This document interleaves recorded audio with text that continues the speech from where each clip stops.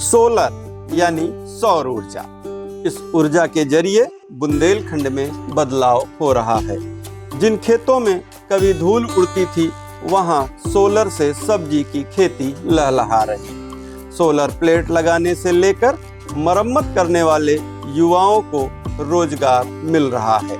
जिन गांवों में अभी तक बिजली नहीं थी, वहां सौर ऊर्जा के जरिए आटा चक्की चल रही है। स्पेलर सहित कई लघु उद्योग चल पड़े हैं।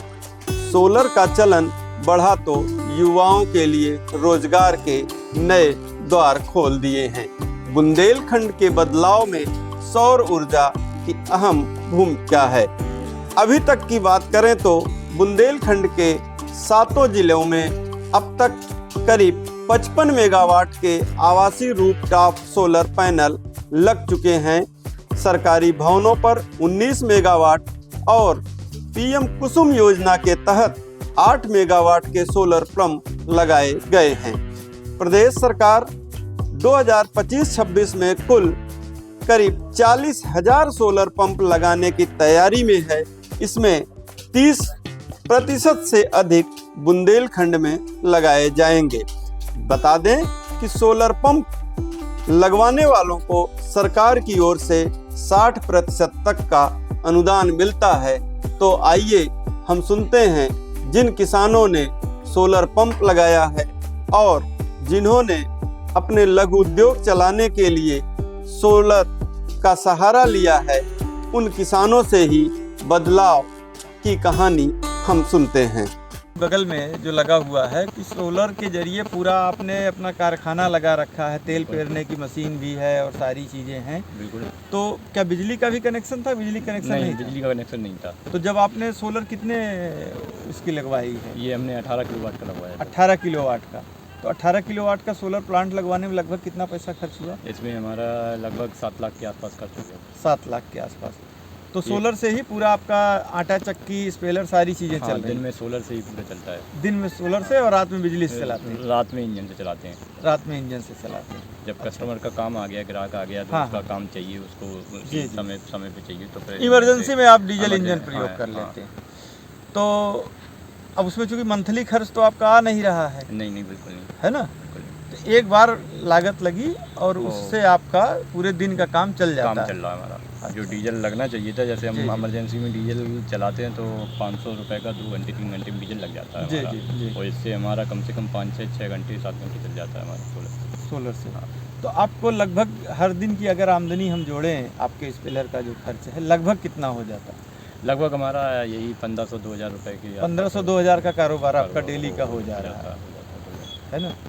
तो ये फ़ायदा हुआ कि एक बार भले रकम लग गई, लेकिन अब सोलर से लगवाने से ये फ़ायदा है कि जो भी है वो पूरा बचत के हिसाब से हमारा बचत है। वो हम चित्रकूट जिले के बनरपुल गांव में हैं। हमारे सामने एक किसान हैं। अपना नाम बताइएगा। मेरा नाम है राम विशाल यादव। राम विशाल जी, ये सोलर प्लांट आपने कब लगवाया था? ये वही 21-22 का है शायद, ये 22-23 है। उट्टा का है ना प्लेट। अच्छा, उसमें लिखा है सब। ठीक है जी। तो कुछ पैसे आपको अपने से जमा करने हुए होंगे। हाँ, कितना लगभग?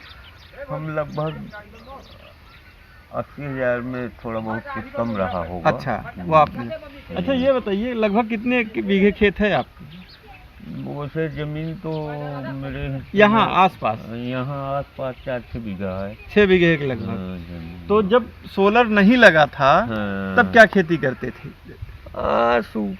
सूखी खेती होती थी। सूखी के जैसे अरहर और चना, यही जवा, चना, बाजरा। तो जब से सोलर प्लांट लग गया तब से सब्जी तो हम देख रहे हैं। सब्जी भी होती है खाने पीने के लिए। गेहूं हो गया, धान हो गया, और बहुत अच्छा उपयोग है इसका।